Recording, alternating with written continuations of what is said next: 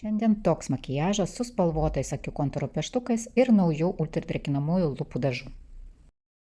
Pradedu nuo veido padengimo, naudosiu drėkinantį makiažo pagrindą. Įmaišau makiažo bazės silikono pagrindu, kuris užpildo ir išlygina odos struktūrą.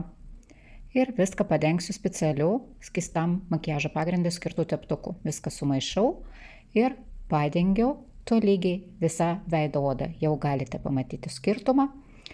Makiažo pagrindas drėkina, suteikia švytėjimą, labai gražiai užmaskuoja raudonį, netolygumas ir jaunina odą. Paimu kempinėlę ir su likučiais viską pratapšnoju, pašalinu perteklius. Skystą makiažo pagrindą būtinai užfiksuoju šilkinį lyginamąją pudrą ir dideliu teptuku. Nuimu perteklius ir gražiai pratapšnoju atsargiai visą veidą. Pudra suteikia matiškumą, užfiksuoja makiažą. Čia mano stebuklinga modeliavimo ir veido korekcijos kompaktinė dėžutė. Specialus skirstas teptukas. Pradedu nuo veido modeliavimo su matinė paletė Latte. Dėjau truputį per daug spalvos, tai svarbu labai gerai išretušuoti. Kurią užtamsiname, mes mažiname ar siauriname. Sekančių žingsnių panaudoju skaistalus, kurie suteiks veidui gyvybingumo ir jaunystės.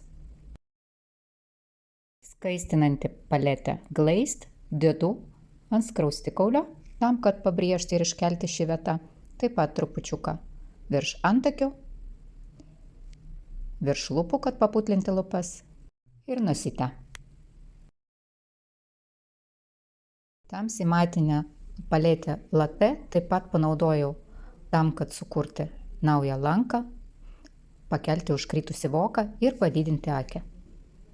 Skaistinantį paletę Glazed panaudoju tam, kad užpildyti ir išviesinti judantį voką. Tai galima padaryti teptuku arba tiesiog pirštu. Panaudosiu iš karto du naujus kontūro pieštukus. Pradėsiu nuo smaragdinės spalvos.